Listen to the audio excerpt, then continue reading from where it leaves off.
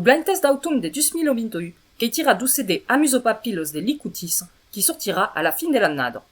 Que n'est pas encore publicat, que per pausam d'en devinar las danses, mais il que los títulos.